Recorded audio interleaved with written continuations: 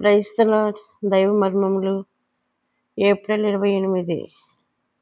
కాగా దేవుడు తన ఐశ్వర్యము చొప్పున క్రీస్తు యేసునందు మహిమలో మీ ప్రతి అవసరమును తీర్చును. ఫిలిప్పి 4:19. మరి యొక్క ఆటంకమును అపోస్తల కార్యములు 3:6లో చూచున్నాము. అంతట పేతురు, వెండి బంగారములు నా యొద్ద లేవు అని చెప్పెను.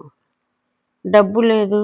ఒక దైవజనుడు తన యొద్ద డబ్బు లేదని చెప్పుట ఎంత విచారకరమైన విషయము. అట్లు దుఃఖించుచు చెప్పిన అనేక మంది మిషనరీలను గురించి నేను వింటిని. అయితే పేతురు తన స్థితిని గురించి అలాగున దుఃఖించుచు చెప్పలేదు. కొందరైతే మా యొద్ద డబ్బే లేదు, దయచేసి ఇవ్వండి, మీ పైననే ఆధారపడి ఉన్నాము అని చెప్పుదురు. వారికి విశ్వాసం ఉన్నదని చెప్పుకొనుచుందురు. అయితే ఆ విశ్వాసము స్నేహితులపై, దేశముపై ఉన్నది. అందుచేతనే వారు ఉత్తరముల కొరకు 1000 కండ్లతో వేచియుందురు. ఉత్తరములిచ్చు జవాను రాగానే నాకేమైనా ఉన్నదా అని ప్రశ్నించుదురు. ఇట్లు చేయుట సిగ్గుకరమని నా తలంపు.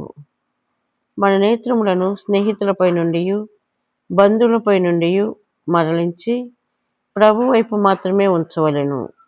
మన అక్కర్లను తన ఇష్టము వచ్చిన వారి ద్వారా తీర్చును.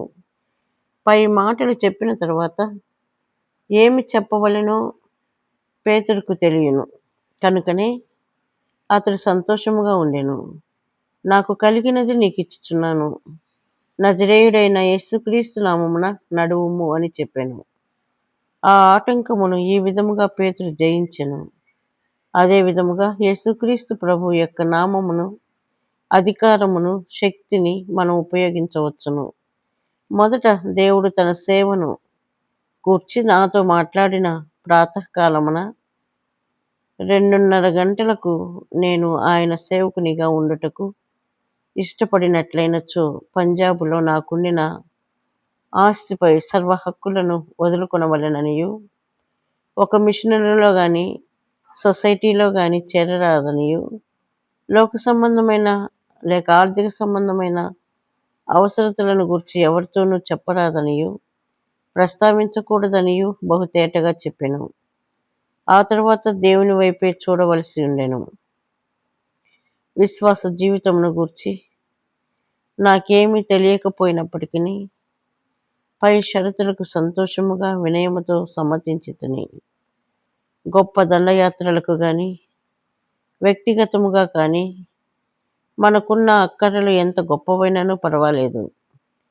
సువార్త దండయాత్రలకు పోయినప్పుడు మా గుంపులో 60 మంది లేక 100 మంది ఉండిరి.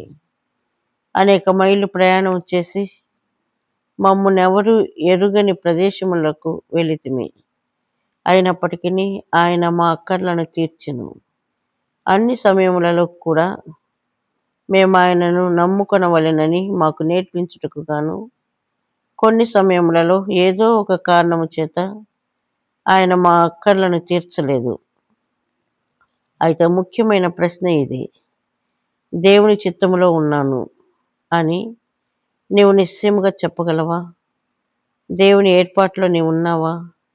అట్లయినచో తాను నీ అవసరతలు తీర్చునని దేవుడు నీతో ఒప్పందపడి ఉన్నాడు.